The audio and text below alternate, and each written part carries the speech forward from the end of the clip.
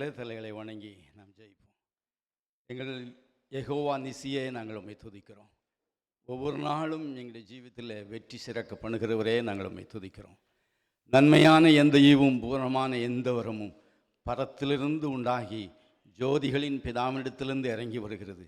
அவரிடத்தில் யாரொரு வேற்றுமையும் நிழலும் இல்லை. ஹல்லேலூயா. ஆண்டவரே, உம்முடைய நன்மைகள் உம்முடைய ஈவுகள் எல்லாம் நிரந்தரமானது கர்த்தாவே. அது எப்பொழுதுமே எங்களிடத்தில் இருக்கிறது கர்த்தாவே. ஒருவரும் அதை படித்து கொள்ள முடியாது. நீர் எல்லாருக்கும் சமமாக கொடுக்கிற தேவன் கர்த்தாவே. நீர் உண்மை உள்ள தேவன். ஆண்டவரே, உமக்கு நாங்கள் நன்றி செலுத்துகிறோம். இந்த நாளிலும் ஆண்டவரே, உம்முடைய வார்த்தைகள் எங்களுடைய எலும்புகளை நினமுள்ளதாக மாற்றுகிறதுக்காக உமக்கு ஸ்தோத்திரம். உம்முடைய வார்த்தைகள் எங்களுக்கு ஜீவனை கொடுப்பதற்காக ஸ்தோத்திரம். உம்முடைய வார்த்தைகள் எங்களை ஆறுதல் படுத்துவதற்காக உமக்கு ஸ்தோத்திரம். உம்முடைய வார்த்தைகள் எங்களை சந்தோஷப்படுத்துவதற்காக நன்றி கர்த்தாவே. உமக்கென்று சாட்சிகளாக ஜீவிக்கும்படியான பலனை நீங்கள் கொடுத்து நீங்கள் அனுப்புறதுக்காக உமக்கு ஸ்தோத்திரம். உம்முடைய முழு ஆளுக்குள்ளாக இந்த ஆராதனை ஒப்புவிக்கிறையா எல்லா மகிமையை நாங்கள் உமக்கே செலுத்துகிறோம். இயேசு கிறிஸ்து நல்ல பிதாவே, ஆமென்.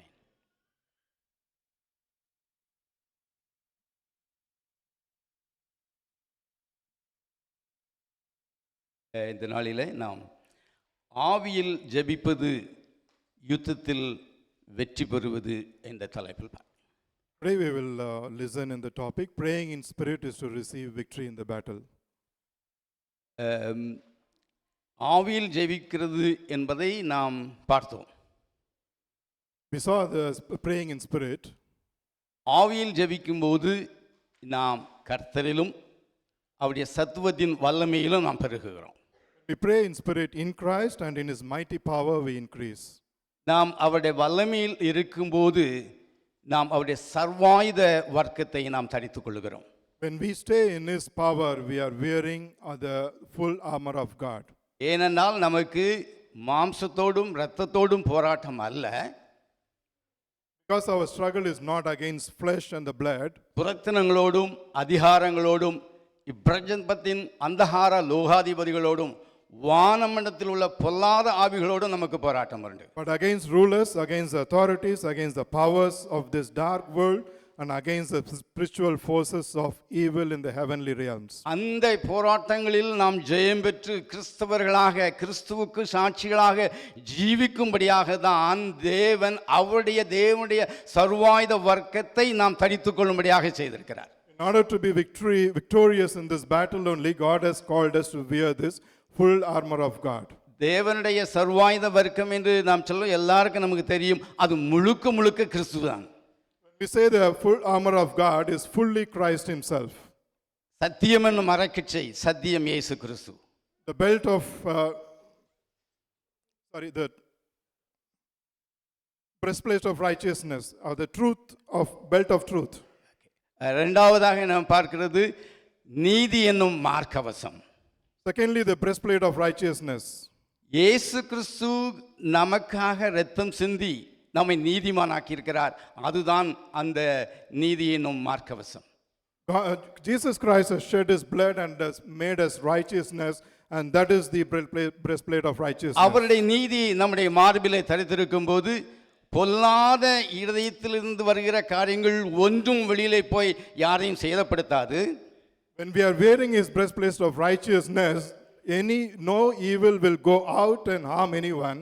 உலகத்தில் உள்ளத பொல்லாத சிந்தனைகள் பொல்லாத திருக்குள்ள இருதயங்கள் நம்மை ஒன்றும் சேதப்படுத்தாதபடி உள்ளுக்கும் அது போகாது.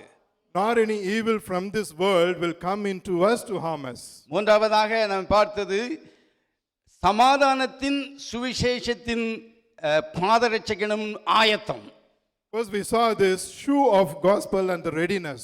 இயேசு கிறிஸ்துவின் சுவிசேஷம் மாத்திரம்தான் நம்முடைய கால்களை கண்மேல் மேல் உறுதியாக நிறுத்தும். Only his gospel will make us steadfast on the rock. அவருடைய சுவிசேஷம் ஒன்றே அவருடைய தூதர்களை நமக்கு அனுப்பி நம்முடைய பாதம் கல்லில் இடராதபடி நம்மை ஏந்தி கொண்டு போகும். Only his gospel will carry us so that we will not stumble on the rocks. நாலாவதாக விசுவாசம் என்னும் கேடயம். Fourthly, the faith. அந்த கேடயம் இருக்கும்போது பொல்லாங்க நெய்யும் எந்த பக்கத்திலிருந்து அந்த ஆயுதங்களும் ஒன்றும் நம்மேல் படுகிறதில்லை. When we have the shield of faith, any arrows that are thrown unto us, we will be protected. அடுத்தபடியாக ரட்சணியம் என்றும் தலை சீரா. And next is the helmet of salvation. தேவன் இயேசு கிறிஸ்து நமக்கு மீட்பாக இருக்கிறார், நமக்கு ரட்சிப்பாக இருக்கிறார். அவர் நம்மை ரட்சித்திருப்பதினால் நம்முடைய சிந்தனையை ஒரு பொல்லாங்கண்டை அம்பும் தாக்க முடியாது. Since Jesus himself has saved us, no arrows of harm can come into our mind. கடைசியாக ஆவியின் எனும் பட்டயம். Lastly, the sword of the Spirit. இயேசு கிறிஸ்து இந்த ஆவியின் பட்டயத்தை கொண்டு தான் பிசாசை வென்றார். Even Jesus himself overcame Satan with this sword of the Spirit. நாமும் அந்த பிசாசை வெல்லுவதற்கு இந்த சத்தியத்தை தான் நம்முடைய கைகளில் பட்டயமாக தேவன் கொடுத்திருக்கிறார். Even us to be victorious on Satan, we are going to carry this gospel and the sword of the Spirit. இந்த வார்த்தை இயேசு கிறிஸ்து தான். This word is Jesus himself. எல்லாமே இயேசு கிறிஸ்து தான். Everything is Jesus Christ himself. இயேசு கிறிஸ்துவை தேவன் நமக்கு ஒரு சர்வாயுத வர்க்கமாக கொடுத்திருக்கிறார். God has given Jesus himself to us as a full armor of God. நாம் இதை கிறிஸ்துவை தரித்துக்கொண்டு ஆவியில் வைராக்கியமாக ஜெபிக்க வேண்டும் என்பதுதான் நமக்கு கொடுக்கப்பட்டிருக்கிற கட்டளை. The command that is given to us is to wear this armor of God and be strong in spirit. நாம் ஆவியில் வைராக்கியமாக மற்ற சக ஊழியர்களுக்காக விசுவாசிகளுக்காக ஜெபிப்பதை தான் தேவன் எதிர்பார்க்கிறார். Stand firm in the spirit and to pray for others and intercede for others is what God expects in you and me. நாம் அப்படி ஜெபிக்கும் போது நாமும் காக்கப்படுகிறோம், நம்மோடு உள்ள சக விசுவாசிகளும் நம்மை சுற்றி இருக்கிறவர்களும் காக்கப்படுகிறார்கள். When we pray like this, we are protected, and even others whom we pray for are protected. இதற்காகவே கிறிஸ்து நமக்காக கொடுக்கப்பட்டிருக்கிறார். For this only God as Christ has given us to us. இந்த விதமாக ஆவியில் ஜெபித்த ஒரு பாகத்தை வேதத்திலிருந்து நாம் பார்ப்போம். We're going to see a portion where the prayer was prayed in spirit like this. இந்த பகுதி எல்லாருக்கும் மனப்பாடமாக தெரிந்து பகுதி ஒரு கதையை போல் நாம் சிறுபிள்ளைகளில் இருந்தே படித்திருக்கிறோம். This portion we all know, and we know this as a story from our childhood itself. தயவு செய்து யாரும் இதை உதாசீனப்படுத்தி விடாதீங்க, எனக்கு தெரிஞ்சதுதான் சொல்லிவிடாதீர்கள். இதன் மூலமாக பரிசுத்த ஆவியானவர் நமக்கு ஆறுதலையும் வெற்றியையும் தருகிறவராக இருக்கிறார். Please don't take it light saying that I know this portion. Through this portion God is going to give victory to us. Esther புத்தகத்தை நாம் எடுத்துக்கொள்வோமானால், If we take book of Esther, அங்க எஸ்தர் ஒரு அனாதை பிள்ளை. we see that Esther was orphan. அவளுக்கு தகப்பனும் தாயும் இல்லை. She did not had father or mother. அவளுடைய பெரியப்பா மகன் மொர்தெகாய் தான் அவளை வளர்ப்பு தகப்பனாக வளர்த்தார். Mordecai only brought her as a father, godfather for her. மொர்தெகாய் என்ன சொன்னானோ அவைகளுக்கு எல்லாவற்றிற்கும் அந்த சிறு பெண் அடங்கி கீழ்ப்படிந்திருந்தாள்.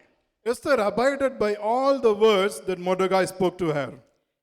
அவள் ஒரு காலத்திலே மணமகளாக போகிறாள்.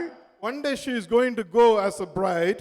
அதுவும் ராஜா ஆகாஸ்வேரு ராஜா 127 நாடுகளுக்கு ராஜாவுக்கு மனைவியாக போகிறாள். And that too she is going as a wife to the king Xerxes. அங்க ஒரு பெரிய செலக்ஷன் இருக்கிறது. And there's a big selection there. 6 மாதம் அவளுக்கு ட்ரெய்னிங் கொடுக்கப்படுகிறது. And training was given for 6 months to her. ஆனால் அவள் மொர்தெகாய் என்ன சொன்னானோ அதை அப்படியே அவள் செய்தாள். And she did what Mordecai told her to do the same way. அவள் வெற்றி பெற்றாள். அவள் ராஜாத்தியாக மாற்றப்பட்டாள். She was victorious and she claimed the position, the royal position where she was wife of King Xerxes. இங்கே अनेक டீனேஜ் பிள்ளைகள் இருக்கிறீர்கள், சின்ன பிள்ளைகளும் இருக்கிறீர்கள். Here there are many teenage boys and girls.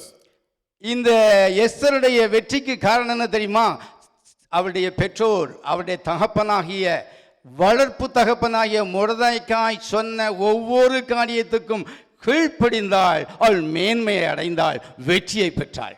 The reason for her victory is she abided by each and every words that Mordecai told her. எனக்கு தெரியும் अनेक பிள்ளைகள் இந்த காலத்தில் மிகவும் அறிவு பெற்றவர்களாக இருக்கிறார்கள். I know that many children nowadays are very wise. பெற்றோரை பார்த்து சொல்கிறார்கள், உனக்கு ஒன்றும் தெரியாது, நீ போ அப்படின்னு சொல்றாங்க. They might tell to the parents that you don't know much. ஒருவேளை நீங்கள் வாலிப வயதிலே கொஞ்சம் அழகாக இருக்கலாம், உங்களுடைய பெற்றோர்களுடைய முகம் சுருங்கி இருக்கலாம். Maybe you are very beautiful in your teenagers and your parents' face may not look very beautiful. நான் உங்களை கூட வரமாட்டேன் என்று சொல்லதுக்கு ஒருவேளை உங்களுடைய இதயத்தை இந்த அதிகாரங்களும் துரைத்தனங்களும் இந்த பிரபஞ்சத்தின் அந்தகார லோகாதிபதிகளும் வானமண்டலத்திலோ பொல்லாத ஆவிகளும் உங்களை தூண்டுகிறது என்பதை நீங்கள் மறந்து போகக்கூடாது. Maybe the authorities and principalities of darkness might tell you not to go with your parents. நீங்கள் பெற்றோருக்கு அடங்கி இருந்தீர்களானால் வேதத்தில் சொல்லப்பட்டது அப்படிதான். தாயும் தகப்பனையும் நீ கனம் பண்ணுவாயாக, உன் ஆயுசு நாட்கள் நீடித்திருக்கும்படியாக என்று சொல்லப்பட்டிருக்கிறது. The word of God says if you abide and be obedient to your parents, your lifespan will be increased. ஆனால் அங்கு ஒரு கஷ்டங்கள் வந்துவிட்டது. But there has been some problems.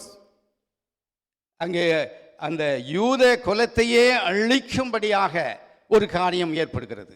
But there was something happening that will destroy the whole Jewish tribe itself. அதுக்கு பின்னதாக இருக்கிற காரணம் என்று நாம் சொல்லுவோமானால், இந்த மொர்தெகாய் வேதத்தை பின்பற்றுகிறவனாக இருந்தான். And if you see the reason behind this, because Mordecai was abiding by the words of God. மொர்தெகாய் அழகாக யாத்ராகமத்தை நன்றாக படித்திருந்தார். Mordecai has learned the book of Exodus very nicely. என்னையன்றி உனக்கு வேறே தேவர்கள் வேண்டாம் என்று சொன்னதை நன்றாக படித்திருந்தான். There shall not be any God before me. He has known that verse very well. வானத்தின் கீழாவது பூமியின் மேலாவது பூமியின் கீழ் உள்ள தண்ணீரில் உண்டாயிருக்க ஒப்பாக ஒன்றும் செய்ய வேண்டாம் என்று வேதம் சொல்லுகிறது. And the word of God says that you shall not make for yourself an image in the form of anything in heaven above or on the earth beneath or in the waters below. அவைகளை நமஸ்கரிக்கவும் அவைகளை சேவிக்கவும் வேண்டாம் என்று வேதம் கட்டளையிடுகிறது. The word of God says you shall not bow down to them or worship them. அதை ஒழுங்காக செய்து நிமித்தமாக அவன் ஒரு வாட்ச்மேனாக அல்லது கேட் கீப்பராக பேலஸ்ல உட்கார்ந்து கொண்டிருந்தாலும் கூட அவன் மற்றவர்களை மதிக்கக்கூடாது என்பதற்காக அந்த ஆமானுக்கு அவன் வணக்கம் செல்லத்திலையோ அல்ல ஆராதிக்கலையோ அது அவனை வணங்கவில்லையோ, அப்படி அல்ல, அவன் தேவனுக்கு முதலிடம் கொடுத்ததுனால அவன் அப்படி செய்தான். Not because of this verse and he didn't want to honor and bow down to Haman, but because he gave first priority to God, that's why he did not bow down and honor. இந்த ஆமானுக்கு நன்றாக தெரியும் இந்த மொர்தெகாய் ஒரு யூதன் என்று. And this Haman know very well that this Mordecai is a Jew. இந்த அவருடைய மதப்படி அவருடைய யெகோவாவின் படி அவர் மனிதனை வணங்கக்கூடாது நமஸ்கரிக்க கூடாது என்பது அவனுக்கு தெரியும். And as per Jewish religion, he knows that he should not bow down or honor any man. பிசாசிന്റെ ஒரு தந்திரத்தினால் அந்த ராஜா சொன்னான், ஆமானே நீங்க எல்லாரும் வணங்கி நமஸ்கரிக்க வேண்டும் என்று. Because of the evil scheme of the devil, he said that everyone should honor and bow down to Haman. நன்றாக இருக்கிறது. இவன் காவல்காரராக வேலை செய்கிறார் அந்த பேலஸில். அந்த அம்மா ராஜாத்தியாக இருக்கிறார்கள், சந்தோஷமாக இருக்கிறது. ஆனால் ஒவ்வொரு ஜீவித்திலையும் பிசாசு சந்தோஷமாக இருக்கிறதை அவன் அனுமதிக்கிறதே இல்லை.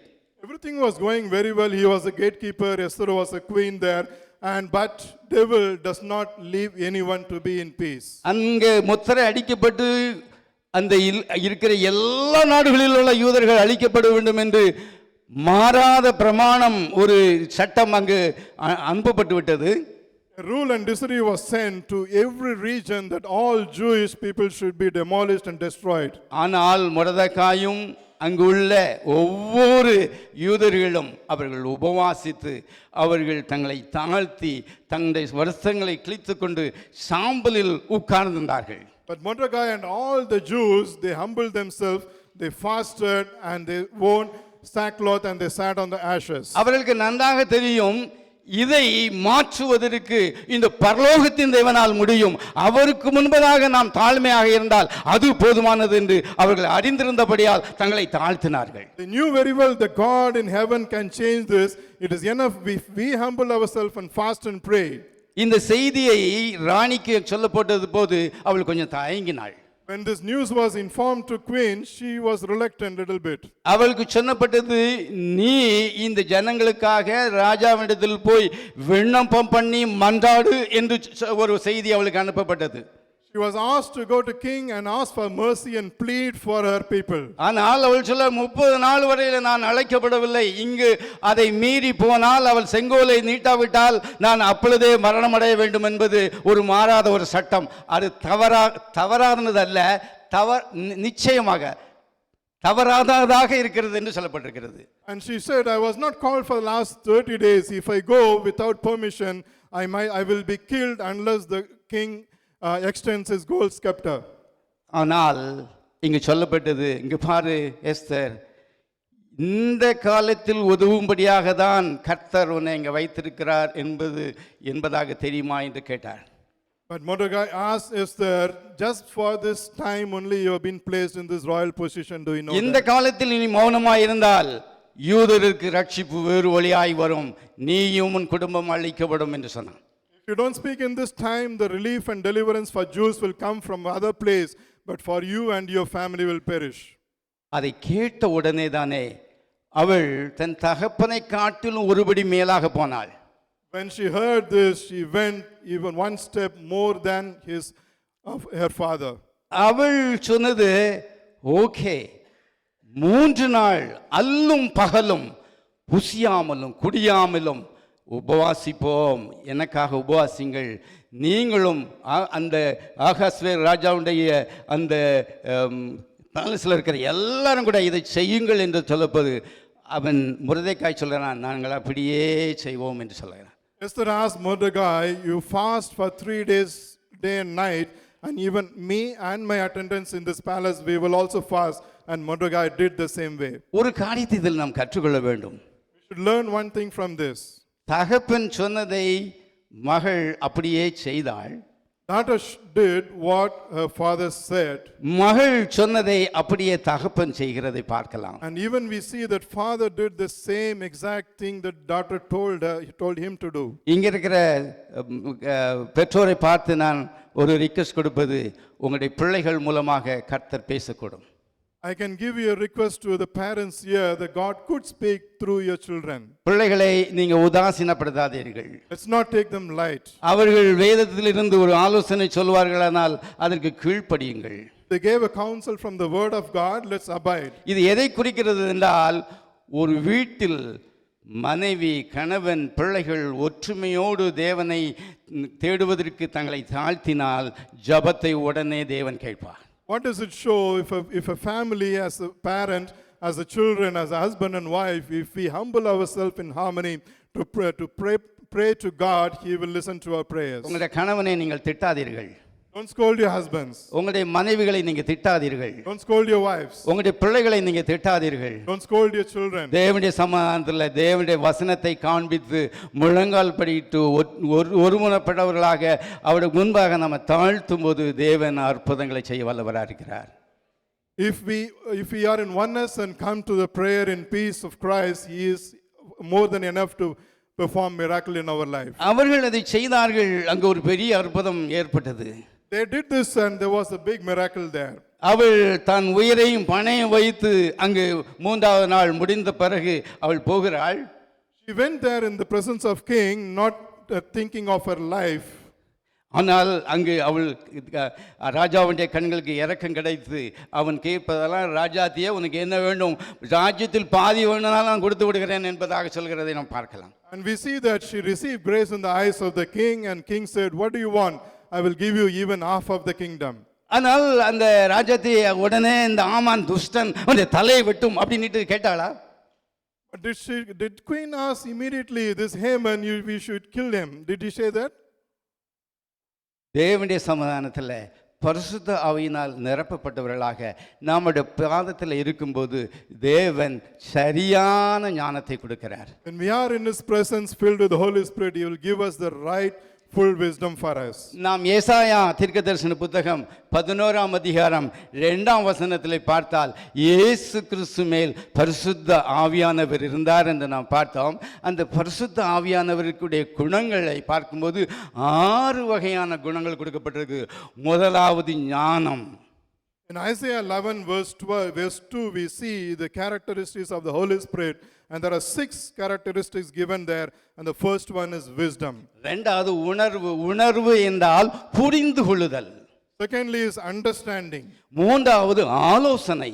Thirdly is counsel. தேவனுடைய ஆலோசனை வரும்போது தேவனுடைய வல்லமை வந்துவிடும். When there is counsel of God, there will be power of God also. அங்கு அறிவு வந்துவிடும். And there will be understanding also. அது மாத்திரமல்ல, அங்கு கர்த்தருக்கு பயப்படுற பயம் வந்துவிடும். Not only that, there will be fear of God there. கர்த்தருக்கு பயப்படுற பயத்தை அருளும் ஆவியானவர் என்று சொல்லப்பட்டிருக்கிறது. He is the Spirit who gives the fear of God. இந்த 6 காரியங்களும் அந்த இடத்திலே அவர்களுக்குள்ளாக நடந்ததை நாம் பார்க்கலாம். You see that all the 6 characteristics that happened in her in that place. அவளுக்கு உடனே போய் இந்த காரியத்தை சொல்ல வேண்டாம் என்று கர்த்தருக்கு ஞானத்தை கொடுத்ததனால் அவள் போய் சொன்னால், நான் ஒரு பெரிய விருந்து வைக்கிறேன், அதுக்கு விருந்துக்கு வந்தால் போதும் என்று சொன்னாள். Because the Spirit of God gave us the knowledge not to immediately break the things that she said, that I have prepared a feast and you and Haman should come for that. அந்த சூழ்நிலைகளை அறிந்து கொள்ளும்படியான உணர்வை அவளுக்கு அழகாக கொடுத்தார் தேவன். God gave to understand the situation properly. அவர் தேவனுடைய ஆலோசனை பெற்றுக்கொள்ளும்படியாக அவர்கள் தங்களை தாழ்த்தி தேவனுடைய சமாதானத்தில் இருந்தார்கள். She has humbled herself to receive the counsel from God. அவருக்கு நல்ல ஆலோசனை கிடைத்தது. And she received the right counsel. அந்த ராஜாவுக்கே தேவன் ஆலோசனை கொடுத்தார். And even to the king, God gave some counsel. இவன் நன்மை செய்கிறவனாக இருந்தான் இந்த மொர்தெகாய். This Mordecai was a man of good deeds. அவனை இவன் திரட்டன் பண்ணி கொண்டிருந்தாலும் அவன் ராஜாவுக்கு எதிராக இருந்த அந்த மெய்காவலர்கள் ராஜாவின் மேல் கை போட வேண்டும் என்கிற செய்தியை எஸ்தர் மூலமாக ராஜாவுக்கு அவன் தெரிவித்திருந்தான். அதன் மூலமாக அவனுடைய உயிர் காக்கப்பட்டது. Even though Haman was troubling him, but Mordecai announced the plan that 2 officers were plotting to kill king through Esther. அவன் அவ்வளவு பெரிய நன்மை செய்திருந்து ராஜாவத்தில் போய், நான் இவ்வளவு பெரிய நன்மை செய்தேன், எங்க குலத்தையே அழிக்கிறதுக்கு இப்படி ஒன்று வந்திருக்கிற, உமக்கு கண்ணு இல்லையா, காது இல்லையா, இதை கூட அண்டர்ஸ்டாண்ட் பண்ண முடியாதையா என்று அவன் கேட்கவில்லை. But queen did not say this and ask king that, see, Mordecai has done so much this good deeds to you, will you not protect our tribe? She did not say like that. ஒருவேளை நாம் அநேக இடங்களில் இந்த உலகத்தில் நன்மை செய்திருக்கலாம், அந்த நன்மைக்கு பதில் வரவில்லையே என்று அங்கலாய்க்கலாம், முறுமுறுக்கலாம். ஆனால் தேவன் நமக்கு கற்பித்து கொடுக்கிறது, ஒரு நாளும் அவர் மறந்து போகிறவர் அல்ல. Maybe we have done many good deeds and we must be thinking, why I have not received any goodness for this. But our God is not a God who will forget anything. அவர் ஜீவ புத்தகத்தில் அவைகளெல்லாவற்றையும் எழுதி வைக்க கணக்கு கொடுக்கிற தேவன். He is a God who will write down everything in the book of life and he will bring account to that. சங்கீதக்காரன் சொன்னான், கர்த்தரை நம்பி நன்மை செய். Psalmist David says, believe, have faith in God and do the goodness. சத்தியத்தில் குடியிருந்து தேசத்தில் குடியிருந்து சத்தியத்தை மேய்ந்து கொள். Live in this world and be and have truth in you. இதுதான் சத்தியம். This is the truth. சத்தியம் என்பது கர்த்தர் நன்மை செய்கிறவர். Truth means the God is the God who will do goodness. அவர் நமக்கு எல்லா வரங்களையும் தருகிறவர். He is the God who will give all the talents. நம்மை ஆசீர்வதிக்க வேண்டும் என்பதுதான் அவருடைய சித்தம். His will is to bless us only. நம்மை உயர்த்த வேண்டும் என்பதுதான் அவருடைய சித்தம். His will is to raise us only. நாம் ஆவியில் ஜெபிக்கும் போது அந்த உயர்வையும் சமாதானத்தையும் சந்தோஷத்தையும் நிச்சயமாக காண முடியும். அவர் அழகாக ஞானத்தை தருவார், அதை புரிந்து கொள்ளும்படியே செய்வார், நல்ல ஆலோசனையை தருவார். When we pray in spirit, we will surely receive his blessings and he will give us the wisdom. அந்த ராத்திரியிலே தானே அந்த ராஜாவுக்கு தூக்கம் வராதபடி தேவன் கட்டளையிட்டார். Same night, God did not give the sleep to the king. அவன் அந்த அகராதிகளை கொண்டு வந்து வாசிக்கும்படியாக செய்தான். And he asked his officers to bring the chronicles to read for him. மொர்தெகாய் செய்த நன்மை அங்கு வெளி கொண்டு வரப்பட்டது. And the goodness that Mordecai did was brought out there. நாம் செய்கிற நன்மையானாலும் தீமையானாலும் ஒரு நாளும் மறைத்து வைக்க முடியாது. ஒரு நாள் பட்டபகலில் தேவன் கொண்டு வருவார். Whatever we do is good or evil, it cannot be kept in secret. One day God will bring this out to light. இந்த மொர்தெகாய் செய்த நன்மைக்கு அப்பொழுதே தேவன் கனத்தை கொடுத்தார், கொண்டு வந்துச்சு. ஆமானை வைத்தே செய்தார். இவன் ராஜாவால் கனம் பண்ணப்படுகிற மனுஷன் இவ்விதமாய் கனம் பண்ணப்படுவான் என்று அவருடைய குதிரையில் ஏறி அவருடைய வஸ்திரத்தை தளித்து அவன் அந்த இடங்கள் முழுவதும் உலாவி வரும்படியாக அவனை கனப்படுத்தினார் தேவன்.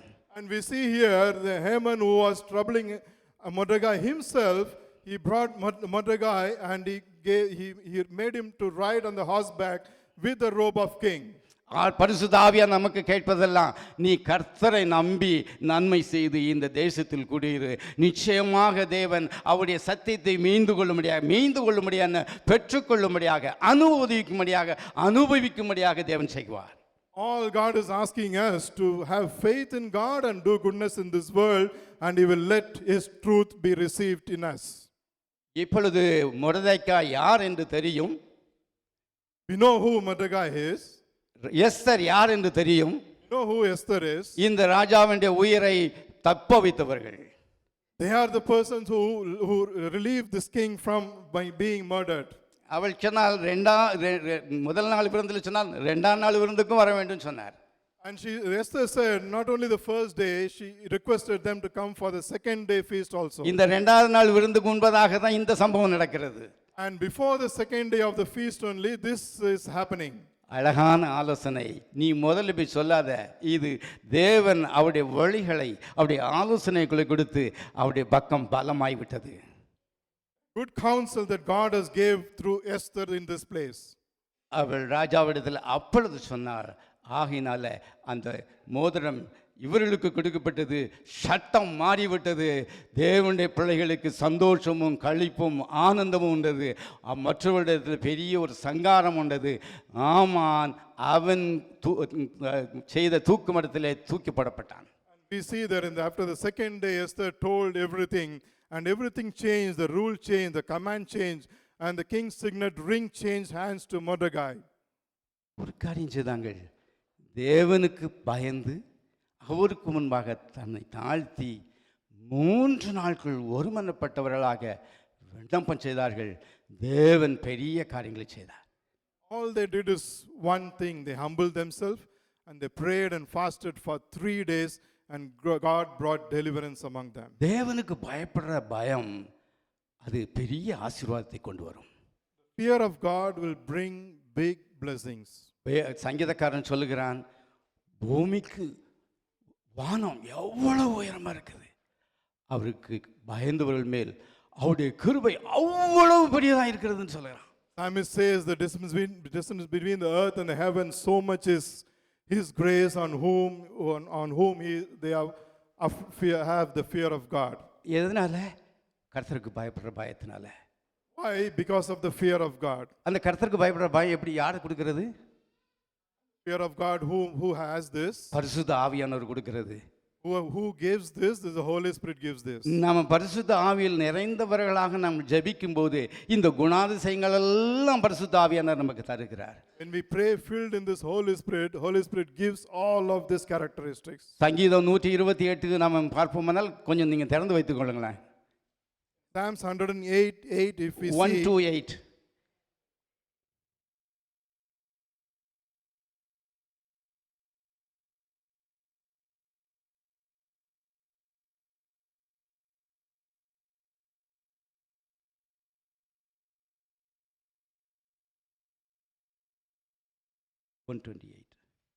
கர்த்தருக்கு பயந்து அவர் வழிகளில் நடக்கிறன் எவனோ அவன் பாக்கியவான். 128 இல்ல 1 to 8.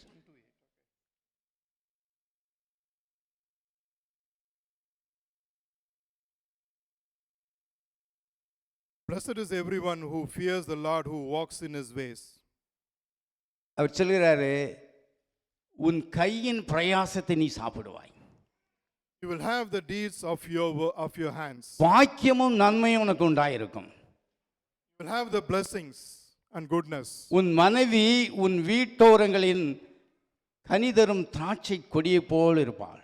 Your wife shall be like a fruitful vine in the very heart of your house. உன் பிள்ளைகள் உன் பந்தியை சுற்றிலும் ஒலிவமர கன்றுகளைப் போல இருப்பார்கள். Your children like olive plants all around your table. இதோ கர்த்தருக்கு பயப்படுற மனுஷன் இவ்விதமாய் ஆசீர்வதிக்கப்படுவான்.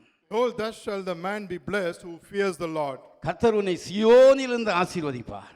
Lord bless you out of Zion. நீ எருசலேமின் வாழ்வை காண்பாய். And may you see the good of the Jerusalem. எருசலேமின் வாழ்வை காண்பாய் என்றால் நாம் சிந்தித்து பார்த்திருக்கிறோமா? நான் ஒரு நாள் சிந்தித்து பார்த்ததில்லை. Have you ever thought of receiving the blessings of the Jezreel?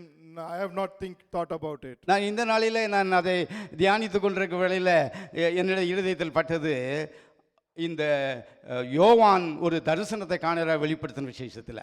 When I was thinking about this, one thing came to my heart is the vision that John saw in Revelation. அவர் அங்கே பார்க்கும்போது புதிய வானத்தையும் புதிய பூமியையும் பார்க்கிறார். He saw the new heaven and the new earth. புதிய வானம் பழைய வானமும் பழைய பூமியும் போயிடுச்சு. The old heaven and the earth are perished. சமுத்திரமும் அங்கே போயிடுச்சு. The ocean has perished. இந்த எருசலேம் அதாவது பரிசுத்த நகரம் தேவனிடத்திலிருந்து அது இறங்கி வருகிறதான். தேவனிடத்திலிருந்து பரலோகத்திலிருந்து இறங்கி வருகிறதை அவன் கண்டான். He saw this holy city departing from heaven and coming to the earth. அது எப்படி இருந்தா மணவாளனுக்கு அலங்கரிக்கப்பட்ட மணவாட்டியை போல இருந்ததாம். And it looked like a groom that was beautified for the bridegroom. அதையும் இதையும் நம்ம கம்பேர் பண்ணோமானால் We compare that and this. மணவாளனாகிய இயேசு கிறிஸ்துக்கு இந்த சபையாகிய மணவாட்டி ஆயத்தம் பண்ணுகிறாள். அந்த மணவாட்டிக்கும் மணவாளனுக்கு உள்ள வாழ்க்கையை அழகாக அந்த சங்கீதக்காரன் அப்படியே தீர்க்க தரிசனமாக சொல்லியிருக்கிறான். We see that David, the psalmist, has said this as a prophecy that the church, the bride, is being prepared for the bridegroom, our Lord. அடுத்த வசனம் சொல்லுகிறது, நீ உன் பிள்ளைகளின் பிள்ளைகளையும் இஸ்ரவேலுக்கு உண்டாகும் சமாதானத்தையும் காண்பாய்ன்னு சொல்லப்பட்டிருக்கு. The next verse says, you may see your children's children and peace be upon Israel. நான் இதையும் சில நிலைகளில் ஆண்டவர்கிட்ட கேட்கறது அப்படி நான் போய்விடுவேன். அதனால் ரொம்ப சீரியஸாக ஒரு நாளும் கேட்டதில்லை. I've not asked about this very seriously to God. நான் இந்த நிலையில் அதை தியானித்து கொண்டிருக்கும்போது என் இருதயத்தில் பட்டது, இயேசு கிறிஸ்து இந்த உலகத்தில் வந்து 1000 வருஷம் அரசாள போகிறார். When I was meditating about this, what came to my heart is that Jesus Christ is going to come in this world and is going to rule for 1,000 years. இயேசு கிறிஸ்துவை யாரெல்லாம் விசுவாசிக்கிறாங்களோ, அவருடைய வசனத்தை யாரெல்லாம் கைக்கொள்கிறாங்களோ அவர்கள் எல்லாம் இஸ்ரவேலர். Whoever believes in Jesus Christ and abides by his words, all are Israelites. அவருடைய ராஜ்யத்தில் இஸ்ரவேலராகிய நாம் எல்லாரும் அவரோடு கூட சேர்ந்து அரசாளுவோம். We all Israelites will be along with him, we will rule along with him. அதுதான் இஸ்ரவேலுக்கு உண்டாகும் சமாதானம். That is the peace that Israelites have. ஏன்னா அங்க சமாதானம் மட்டும்தான் உண்டு. அங்க துக்கம் கிடையாது, அலறல் கிடையாது, பசி கிடையாது, பிசாசு கிடையாது. எல்லாமே சந்தோஷம் தான், எல்லாமே சமாதானம் தான். அந்த சமாதானத்தை நீங்க நிச்சயமாக காண்பீங்க. பரிசுத்த ஆவியில் ஜபித்து அவரோடு உறவாடும் போது அவர் இந்த மேலான எருசலேமின் வாழ்க்கையையும் இஸ்ரவேலின் சமாதானத்தையும் கொடுக்க போதுமானவராக இருக்கிறார். There's no weeping or wailing there, but only peace when we pray in spirit, and we will receive this blessing and this peace from God. இவ்வளவு ஆசீர்வாதத்தையும் தேவன் வைத்திருக்கிறார். God has kept this much of blessings for us. நாம் இதை கேட்கும்போது ஒருவேளை அநேகருடைய இருதயத்தில் சந்தோஷம் இருக்கும், சிலருடைய இருதயத்தில் என்ன தெரிஞ்ச காரியத்தை போட்டு சும்மா எடுத்துக்கிட்டு இருக்கிறான்னு சொல்லக்கூடும். When we hear this, many of us may be having joy, but few may be thinking what this brother is boring us. தேவன் இவ்வளவு ஆசீர்வாதத்தை வைத்திருந்த போதிலும் நமக்கு அந்த முதல்ல சொல்லப்பட்ட போராட்டங்களிலிருந்து நாம் தப்புவதில்லை. Even though God has all this blessing for us, we don't have any escape route from the first trouble that I told you. நாம் நம்முடைய ஜென்ம சரீரத்தை உடையவர்களாக இருக்கிறோம். ஒரு நாளிலே மகிமையின் சரீரம் இயேசு கிறிஸ்துவை போல வந்துவிடும். We will one day receive the glorious body from the Christ, but right now we are still in this mortal body. யாத்ராகமம் 17ஆம் அதிகாரம் 8லிருந்து 6 வரையில அங்கு ஒரு அழகாக ஒரு பாவம் சொல்லப்படுறதுக்கு, இஸ்ரவேல் ஜனங்களை தேவன் அவரை ஆராதிக்கும்படியாக கூட்டிக் கொண்டு வர்ற வழியிலே அமலேக்கியர் அவர்களுக்கு விரோதமாக யுத்தம் செய்தார்கள். Exodus 17 verse chapter 8, we see that when Israelites were going out to worship God in the desert, we see that Amalekites coming against them to war. அமலேக்கியர்கள் ஜென்ம சுபாவத்துக்கு நாம் ஒப்பிடலாம். We can compare Amalekites to our carnal nature. இந்த ஜென்ம சுபாவம் இங்கே தான் இருக்கும். This carnal nature will reside here only. இன்னைக்கு கோவமே படாதவங்க நீ யாராவது ஒருத்தர் கை எடுத்துங்களேன் பார்க்கலாம். Is there anyone who will never anger can lift his hand? ஒருவேளை நீங்கள் சொல்லலாம், பிரதர் எனக்கு தெரியும் பிரதர், நான் ரொம்ப சாந்த சொருபி, நான் இன்னைக்கு கோவமே படலைன்னு சொல்லலாம். You may say, I will never get anger. நீங்கள் இருதயத்துக்குள்ளே சொல்லியிருப்பேன், எத்தனை நேரம் சொன்னேன், இன்னைக்கு ஃபாஸ்டிங் பீரியட் சீக்கிரம் புறப்படுன்னு சொன்னேன், இங்கே பாரு என்ன அப்படின்ட்டு எத்தனை பேர் உங்களுடைய இருதயத்தில் கேட்டீங்க? Even just before coming to church, many might have thought in your heart, today is fasting prayer, I told you to hurry up. இது நம்முடைய சுபாவம். This is our nature. அதனால் அதில் இருக்கணும்னு நான் சொல்ல வரல. But I'm not saying that we should stay in this. நம்மளை காட்டிலும் நீதிமானாக ஜீவித்த தேவனோடு உறவாடின அநேக சங்கீதங்களை எழுதின இந்த தாவீது ராஜாவுக்கு கூட இந்த மாதிரி காரியங்கள் வந்து விட்டது. David, who lived more righteous than us, even he had a situation like this. 2 Samuel 11ஆம் அதிகாரம் 1 27 பார்த்தால் யுத்தம் நடந்து கொண்டிருக்கிறது, இவர் வீட்டில் தூங்கிக் கொண்டிருந்தார். You see in 2 Samuel there was war going on, but he was sleeping in his house. அவர் தூங்கி முழிச்ச உடனேயே அவருடைய மாமிசம் வேலை செய்தது நமக்கு தெரியும். As soon as he got up, we see that his flesh is working. விபச்சாரம் செய்தான். And he committed adultery. அதை மறைப்பதற்கு மாய்மாலம் பண்ணினான். And to cover up, he plotted an evil plan. அது மாய்மாலம் பலிக்கவில்லை என்றால் அவனை பாவத்துக்குள்ளாக தள்ளிவிட வேண்டும் என்று பாவம் செய்ய வைத்தான். When his plan did not work, he pushed him to commit sin. அவன் பாவமும் செய்ய மாட்டான் என்று நினைத்த போது அவனை கொலை செய்ய வேண்டும் என்று அவனுடைய தந்திரங்களை உபயோகித்து அவன் வாரின் முன் இதில் நிற்க வைத்து கொல்ல வைத்தான். When he saw that he is not even committing sin, he used his trickery to put him in the front of the war so that he will die. அவனை கொன்று அவன் மனைவியை எடுத்துக்கொண்டான். And he was dead, and then he took his wife. இதுதான் ஜென்ம சுபாவம். This is the carnal nature. ஒருவேளை இவ்வளவு பெரிய பாவம் நான் நிச்சயமா செய்யவே மாட்டேன், சத்தியமா சொல்றேன்னு சொல்லலாம். Maybe you may say, I will not commit this huge sin. You may say like that. இதுக்கு ஒப்பனையாக பல காரியங்களை நாம் செய்யக்கூடும். But there are many other things that we could do comparatively to this. நாம் பரிசுத்த ஆவியானவருடைய நிரப்பி அங்கே இருக்கும்போது தான் அவர் சொல்வார், முதலாவது போய் மன்னிப்பு கேளு, இந்த கசப்பு உனக்கு வேண்டாம், இந்த பெருமை உனக்கு வேண்டாம், இந்த பொறாமை உனக்கு வேண்டாம், இந்த வன்கண் உனக்கு வேண்டாம், நீ ரொம்ப அகமானமாக நீ உன்னுடைய கண்கள் தெரியுது, இதெல்லாம் நிறுத்து அப்படின்னு சொல்வார். Only when we are in spirit, God will tell us, you don't need this jealousy, you don't need this anger, things like that. நாம் இப்படிப்பட்ட காரியத்தை ஜெயிப்பதற்காகவே இயேசு கிறிஸ்து நமக்குள்ளாக இருக்கிறார். Only for us to be victorious over these things, Jesus Christ resides in us. நாம் பரிசுத்த ஆவியினால் நிரப்பப்பட்டவர்களாக ஜெபிக்கும் போது அந்த வார்த்தை மாம்சமாகி சத்தியமும் கிருபையும் பொரிந்தனவராய் நமக்குள் வாசம் செய்கிறதை அவர் காண்பிப்பார். When we pray in spirit, he will show that his word has become flesh and is residing in us. பரிசுத்த ஆவியானவர் உடனேயே சொல்லுவார். Holy Spirit will tell immediately. பாவம் செய்வதற்கு முன்பும் சொல்லுவார், செய்யும் போதும் உணர்த்துவார். He will tell us before we commit sin and even after we do the sin. நாம் இந்த சத்தியத்தை, இயேசு கிறிஸ்துவை நாம் முழுவதுமாக தியானிக்கும் போது, கீழ்ப்படியும் போது, விசுவாசிக்கும் போது நாம் இந்த ஜென்ம சுபாவத்திலிருந்து விடுபட்டவர்களாக மேலே காணப்படுவோம். When we receive this truth fully, then only we can be victorious over this carnal nature. நீ இந்த பரிசுத்த ஆவியானவர் சொல்லும் போது, கீழ்ப்படியும் போது நாம் பாவத்தை மேற்கொள்ளலாம். When Holy Spirit tells us and when we abide to him, we can be victorious over sin. இந்த மாம்சத்துக்கும் ஆவிக்கும் எப்பொழுதுமே போராட்டம் உண்டு, யுத்தம் நடந்து கொண்டே இருக்கும். There is battle always between the flesh and the spirit. இந்த ஆவிக்கு இந்த மாம்சத்துக்கு நல்ல ஜால்ரா அடிக்கிறதுக்கு இந்த அதிகாரங்களும் துரைத்தனங்களும் அழகாக இருக்கிறது.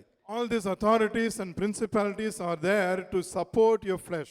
ஒருவேளை உங்களுடைய வேலை ஸ்தலங்களில் உங்களுடைய அதிகாரிகள் மிகவும் நெருக்குகிறார்கள் என்று நாம் எடுத்துக்கொள்வோமானால், அவர்கள் இப்படிப்பட்ட அதிகாரம் அல்லது துரைத்தனங்கள், இந்த பிரபஞ்சத்தின் லோகாதிபதிகளுடைய அந்த கட்டுப்பாடு, வான மண்டல் பொல்லாருடைய ஆவிகளுடைய கட்டுப்பாடுகள் இருப்பதனால்தான் இந்த தொந்தரவு.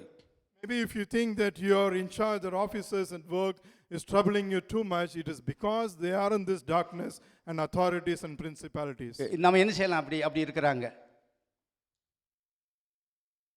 அப்படி சூப்பர்வைசர் அவரால் மேனேஜர் அப்படி இருக்கிறார், அதுக்கு என்ன செய்யலாம்? நம்ம What can we do if we have such officers among us?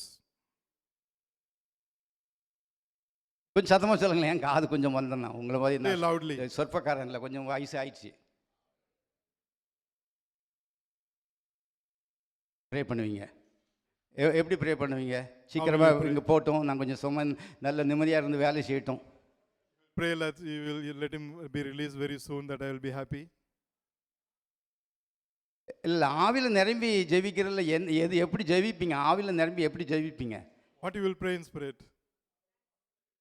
Brother சொல்லி கொடுத்தாங்க, அவங்கள ஆசீர்வதிக்கணும்னு சொல்லி கொடுத்தாங்க. Brothers taught us that we should bless them. அவங்களுக்கு ஏதோ ஃப்ரஸ்ட்ரேஷன் இருக்குது, அதுலேருந்து நீங்கள் நல்ல ஆசீர்வாதத்தை நம்ம ஜபிக்கும்போது கர்த்தர் அவரை மாற்றுவார். When we pray that they should be blessed, then God will change them. நீங்கள் ஜபிச்சு பாருங்க. You pray and see like that. ஒன்று அவரை தேவன் ஆசீர்வார், இல்லை நகைக்கு சேரட்டு கழித்துவார். One, either God will bless them or he will make you to sit there. பயப்படவே வேண்டாம். You don't have to be afraid. அவங்க முருதைக்காய் அதை தான் செய்தான். Mordecai did the same thing. அவன் பயப்படலை. He was not afraid. அவன் மனுஷரை பிரியப்படுத்துறவனாக இல்லை. He was not a man who was supporting them, a human. ஆண்டவரை மாத்திரம் நம்ம பிரியப்படுத்தினான். He was only abiding by the God. நம்ம கை வைத்து நம்ம சொல்லுவோம், நம்ம ஆஃபீஸுகளில் எத்தனை பேரை நம்ம குளிப்பாட்டுறோம். Let us touch our heart and say, in our office, are we keeping God as priority? எத்தனை வழிகளை எற்றக்கெல்லாம் பண்ணுறோம், எத்தனை குறுக்கு வழிகளெல்லாம் பார்த்து மாய்மலங்கள்லாம் பண்ணுறோம். How many of the shortcuts are we following? ஆனால் வேதம் சொல்லுது, நன்மை கர்த்தரை நம்பி நன்மை செய், நீ தேசத்தில் குடியிருந்து சத்தியத்தை மீண்டுகொள். அதுதான் சத்தியம். The word of God says, have faith in God and do goodness. கடைசியாக நான் ஒரு பாகத்தை மாத்திரம் வாசித்து எல்லாரும் ரோமர் 8ஆம் அதிகாரத்தில் எடுத்துக்கொள்வோமானால், அங்கு ஒரு 3 விதமான ஜெயத்தை பரிசுத்த ஆவியானவர் கட்டளையிடுகிறார். See Romans chapter 8, we see that God is proclaiming 3 kinds of victory here. 1ஆம் வசனம் சொல்லுகிறது, வாசிங்க பார்க்கலாம் யாராவது.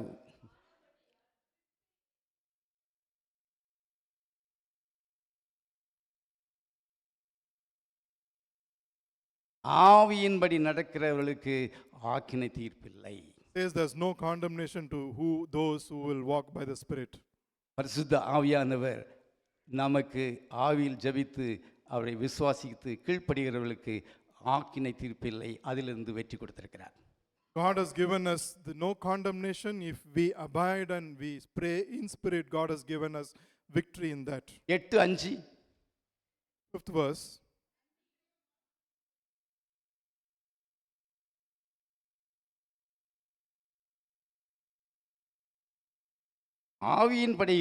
படி நடக்கிறவள் ஆவிக்கேற்றவளை சிந்திக்கிறார்கள்.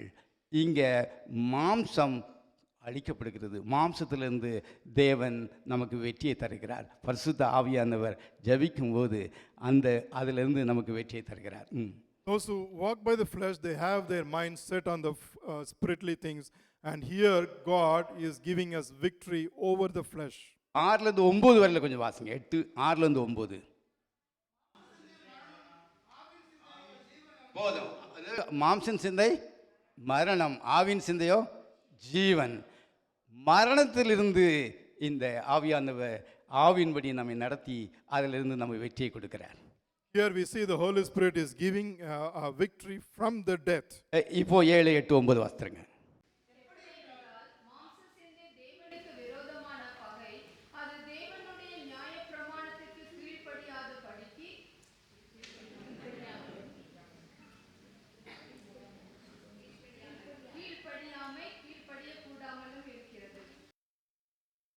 ஓகே, இது தேவனுடைய ஆவி உங்களில் வாசமாக இருந்தால் நீங்கள் மாம்சத்துக்குட்பட்டவளாய் இராமல் ஆவிக்குட்பட்டவளாய் இருப்பீர்கள். நாம் மாம்சத்திலிருந்து விடுபட்டவர்களாக ஆவிக்குரியவர்களாக தேவன் நம்மை மாற்றுகிறார். பரிசுத்த ஆவியானவர் மாற்றுகிறார். அப்போ இந்த நாளில் நாம் பரிசுத்த ஆவியானவருக்கு நம்ம ஒப்பு கொடுப்போம். We are in spirit, we will not belong to flesh, and God will change us to be in spirit. Let us give ourselves to God today. இந்த ஆவியில் ஜெபிக்கிறதுக்கு நம்ம ஒரு சின்ன காரியத்தை நான் சொல்கிறேன். உங்களுக்கு எப்படி எக்ஸ்பீரியன்ஸ் இருக்கோ என்னுடைய எக்ஸ்பீரியன்ஸ் நான் சொல்கிறேன். I'll tell my experience. I don't know what is your experience in praying in spirit. நாம் இப்போ ஜெபித்து கொண்டிருக்கிறோம், ஆவியில் நிரம்பி ஜெபித்து கொண்டிருக்கிறோம். ஜெபித்து முடிந்த உடனே ஆண்டவரே என்கிட்ட பேசுன்னு சொல்கிறோம். Imagine that we are praying in spirit and then we are asking God to speak to us once we finish. ஆண்டவர் ஒருவேளை பேசலாம். Maybe God will speak to us. ஆனால் நீங்கள் ஒரு பாகத்தை வாசித்து அதை தியானித்து அப்போ ஆவியில் ஜெபிங்க, ஜெபிச்சுட்டு என்னோட பேசுங்கன்னு சொல்லுங்கள். அப்போ ஆவியான பேசுகிறதை தெளிவாக கேட்கலாம். But if you meditate on a portion from the Bible and then pray in spirit and ask God, we can see that He is speaking very clearly to us. நான் வேதத்தை வாசிக்காதபடி, நான் தியானிக்காதபடி, வெறுமனே நான் வெறும் ஆவியில் ஜெபிக்கிறேன் என்று சொல்வது நம்மளையே ஏமாற்றிக் கொள்கிறோம். Without reading and meditating the word of God, if we say I'm praying spirit, we will be cheating ourselves. நாம் வேதத்தை வாசித்து அதை நாம் தியானம் செய்து இதை கீழ்ப்படிவதற்கு எனக்கு பலன் தாங்க என்று முழங்கால் படியிட்டு ஆவியில் நிரம்பினோமானால் நாம் ஜெபித்து விட்டு என்னோடு இப்போ பேசுங்க ஆண்டவரேன்னு சொன்னார், ரொம்ப அழகாக பேசுவார். Read the word of God, meditate the word of God, and then ask God to give me strength to abide by your verse, and then we can see that God will speak very clearly to us. Okay, நம்ம இதோடு முடித்துக்கொள்வோம். ஆவியில் ஜெபம் செய்தல் வெற்றியை பெறுகிறோம். நம்ம என்னது யுத்தத்தில் வெற்றியை பெறுகிறோம். அந்த யுத்தத்தில் எப்படி நம்ம வெற்றியை பெறுவோம்? We pray in spirit, we receive the victory in the battle, but how do we receive this? ஒரு காரியத்தை பார்த்தா தேவனுக்கு முன்பதாக நம்மை தாழ்த்தணும், நம்மை விட்டு கொடுக்கணும். விட்டு கொடுக்காமல் ஒன்றும் நடக்காது. We saw one thing, that we should humble ourselves and give away ourselves. Without that, nothing will happen. Esther அவங்க மொர்தெக்காய் அந்த ஜனங்களாம் என்ன செய்தாங்க? Mordecai and Esther and their people, what did they do? அவங்க தங்களை தாழ்த்தினாங்க, 3 நாள் சாப்பாட்டை விட்டாங்க. எஸ்தர் அவளுடைய ராஜாத்தியாக இருக்கிற அந்த போஸ்ட்டை கூட தூக்கி வச்சுட்டு நான் செத்தா சாகிறேன், என் ஜனங்களுக்காக நான் ஜெபிப்பேன்னு சொன்னான். She said, if I perish, let me perish, no worries. And she said, for my people, I will fast and pray for 3 days. இந்த நாளிலும் தேவன் நம்மிடத்தில் அதே கேள்வியை தான் கேட்கிறார். Even today, God is asking the same question to us. இந்த நாட்டுக்கு நம்மை கொண்டு வந்து இந்த நாட்டின் உச்சிதமான காரியங்களை நாம் அனுபவிப்பதற்கு தேவன் நம்மிடத்தில் ஒரு நோக்கம் கொண்டிருக்கிறார். God has a will among us to bring us into this country and have all the great blessings from this country. சகோதரனே, சகோதரியே, பிள்ளைகளே, ஒரு நாளும் சொல்லாங்க எனக்கு டைம் இல்லைன்னு. Brothers, sisters and children, don't ever say that I don't have time. நமக்கு எல்லாத்துக்கும் டைம் உண்டு. இந்த நாட்டுக்காக ஜெபிக்கிறதுக்கு டைம் இல்லையா? We have time for everything. Don't we have time to pray for this nation? ஒருவேளை மொர்தெக்காய் அன்னைக்கு சொன்ன ஒரே வார்த்தை இந்த நாளையில் ஆவியானவர் நம்மோடு சொல்லி கொண்டிருக்கிறார். ஒருவேளை அபுதாபியில் நாம் சுகபத்திரமாக இருக்கலாம், ஏனால் இங்கே வருகிற அம்புகளை எல்லாம் இவர்கள் தற்காத்து நாம் சுகமாக இருக்க பண்ணியிருக்கிறாங்க. This nation has protected us in these days, and maybe God will say the same thing what He said through Mordecai to Esther. ஈரானில் ஏற்பட்ட சம்பவம், உக்ரைனில் ஏற்பட்ட சம்பவம், ரஷ்யாவில் நடந்து கொண்டிருக்கிற சம்பவம், இந்த காசா பட்டணத்தில் நடந்த சம்பவம், இந்த நார்த் லெபனானில் விட்ட சம்பவம், ஹவுத்தியில் நடப்பட்ட சம்பவம் நமக்கு நடக்காது என்று மெத்தனமாக இருக்கிறோமோ? Are we thinking that everything that is happening around in Iran or Ukraine or Lebanon and many other countries will not happen to us? அவர்களுக்காக ஜெபிக்கும்படியாக, மன்றாடும்படியாக தேவன் நம்மை அழைத்து கொண்டிருக்கிறார். God is asking, calling us to pray for them and plead for them. வரட்டு ஜெபம் வீணானது. Dry prayer is not of any use. 4 பேர் கூட சேர்ந்து 5வது பேராக காத்துக்கொள்ளுங்க ஆண்டவரே என்று சொல்வது வீணானது. Along with 4 just joining and praying, Lord protect them, is of no use. நாம் ஒவ்வொருவரும் தாழ்த்துவோம் தேவனுடைய சமாதானத்தில். Each and every one of us has to humble ourselves in the presence of God. எல்லாரோடும் ஒருமனப்படுவோம். Let us all come into oneness. தேவத்திலிருந்து ஒருவர் சொல்லுகிற ஆலோசனைகளை நாம் பெற்றுக்கொள்வோம். Let us receive the counsel that is being said from the word of God. பேசுகிற மனிதனை பார்க்க வேண்டாம். Let us not see the person who is speaking. ஒருவேளை பிள்ளைகளாக இருக்கலாம், Could be many errors. மனைவியாக இருக்கலாம், Could be children or the wife. கணவனாக இருக்கலாம், Could be the husband. கூட வேலை செய்கிறவளாக இருக்கலாம், Could be our co-workers. நண்பர்களாக இருக்கலாம். Could be our friends. தேவன் யார் மூலமாவது நம்மோடு பேச முடியும். God can speak through anyone to us. அவர்கள் பேசுவது வேதத்தின் அடிப்படையில் இருந்தால் அப்படியே ஏற்றுக்கொள்வோம். If what God is speaking to us is based on the word of God, let us accept இந்த it. நாளில் எல்லாரும் எழுந்து ஒரு நிமிஷம் நம்முடைய சத்தங்களை உயர்த்தி உள்ளான மனதிலிருந்து எப்படியோ ஜெபிக்க சொல்கிறாங்க அப்படிக்கு இல்லை, உண்மையான மனதிலிருந்து நம்முடைய சத்தத்தை உயர்த்தி தேவனுடைய சமாதானத்தில் ஒரு நிமிஷம் நம்மளை சுற்றி நடக்கிற அந்த காரியங்களுக்கு அந்த மக்களை நம் கண்முன்னாக கொண்டு வருவோம். எத்தனையோ பேருக்கு பேரண்ட்ஸ் இல்லாமல் போயிட்டாங்க, எத்தனையோ பேருக்கு பிள்ளைகள் இல்லாமல் போயிட்டாங்க, எத்தனையோ பேருக்கு வீடுகள் இல்லாமல் போயிடுச்சுது, எத்தனையோ பேருக்கு ரெக்கார்டுகள் எல்லாம் போய்விட்டது, எத்தனையோ பேருக்கு கால் போய்விட்டது, கண்ணு போய்விட்டது. மக்கள் பரிதாபத்தில் இருக்கிறாங்க.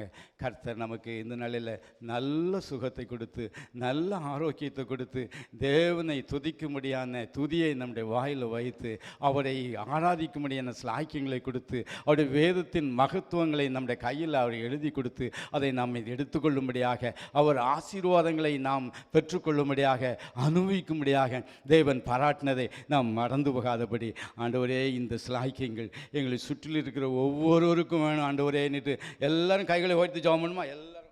எல்லாரோட வாயிலை திறந்து உண்மையாகவே நம்ம தேவனிடத்தில் ஒரு நிமிஷம், ரொம்ப நேரம் வேண்டாம், ஒரு நிமிஷம் நம்முடைய சத்தத்தை உயர்த்தி செய்வோம்.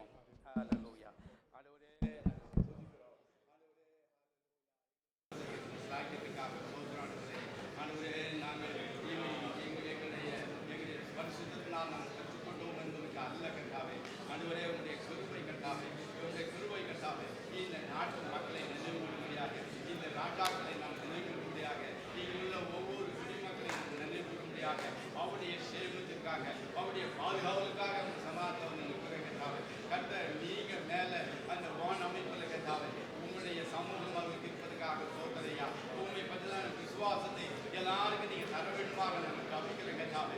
ஆண்டவரே விசுவாசத்தான் இந்த உலகத்தை ஜெயிக்கிற ஜெயம் கர்த்தாவே. இயேசு மாத்திரம்தான் எங்களை மறவிடம் கர்த்தாவே. நீங்க மாத்திரம்தான் எங்களுடைய சேனைகளின் கர்த்தர் கர்த்தாவே. நீங்க மாத்திரம்தான் இந்த மக்களுக்கு சேனையின் கர்த்தராக இருக்க முடியும் கர்த்தாவே. நீங்க மாத்திரம்தான் இந்த ஈரானை பாதுகாத்துக் கொள்ள முடியும் கர்த்தாவே. அவருடைய நஷ்டங்களை சகித்துக் கொள்ள முடியும் கர்த்தாவே. அவர்கள் அதிலிருந்து திரும்பி எழுந்து கட்ட முடியும் கர்த்தாவே. கிறிஸ்துவை அடித்து கொள்ள முடியும் கர்த்தாவே. உங்களுடைய